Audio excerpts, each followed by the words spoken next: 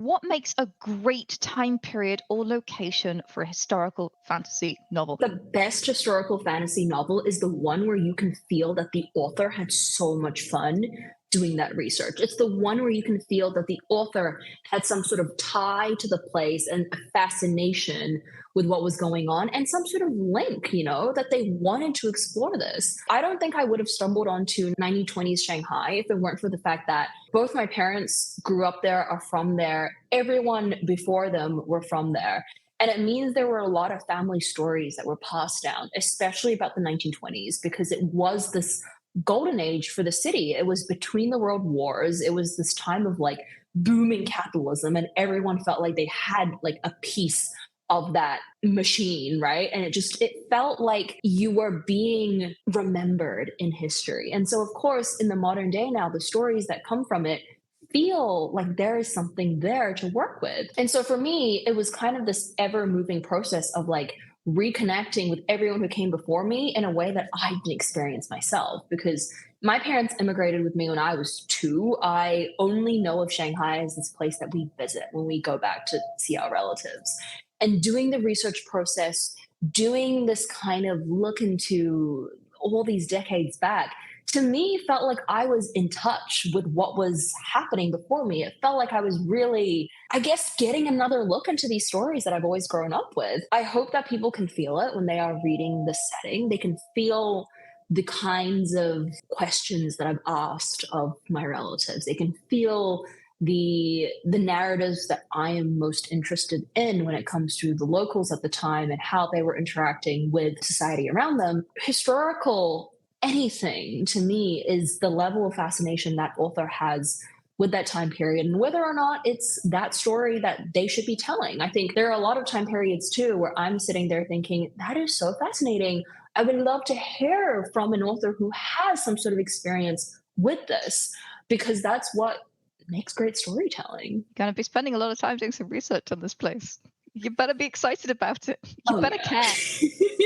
You're going to be looking at these streets through the eyes of your characters. You're going to be exploring this hmm place, something that you care about. Yeah, I absolutely agree. Should there be big history happening there? Is it better if there isn't big history happening there? Mm. What are your thoughts? It comes down to the story that you want to tell. I, like a lot of people, am fascinated by like the rise of the Roman Empire, right? Because there's something so fascinating about like that was the start of like Western society as we know it. I have been fascinated with the Battle of Actium since I was like Mm. 16, because I was like, what if Antony and Cleopatra hadn't lost it?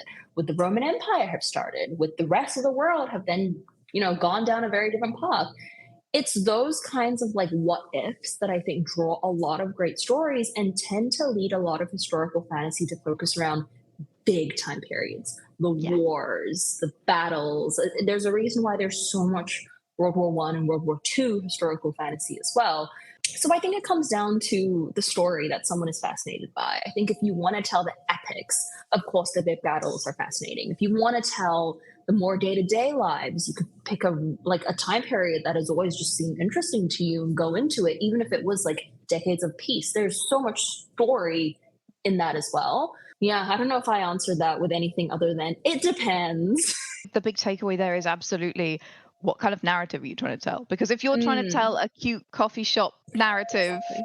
and there's some mass destruction going on right hmm next to your coffee shop, that's going to be hard. One of the things that Mm. bugged me about the first season of Bridgerton, and I love Bridgerton, I'm not a Bridgerton hater, but one of the things that bugged me is this amazing, like the grand experiment that they really dig into later. Nobody was talking about it. And I was like, that is the most interesting thing about this setting.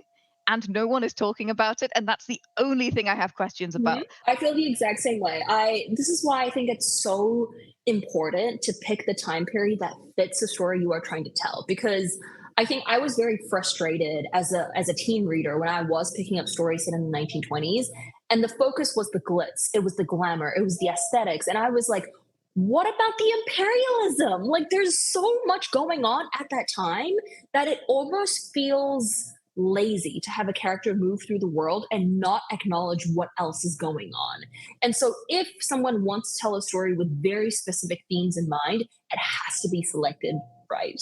Funnily enough, another author that comes to mind in that is Jane Austen. All the time her actual brothers were in the Navy, off doing a colonial, never comes into the books, never relevant, because she's drawn the line at the end of the Mm, parlor and said, this is the world I'm talking about. yeah, it is also very drawn out. Like she definitely did that in setting the boundaries for her world, which is interesting.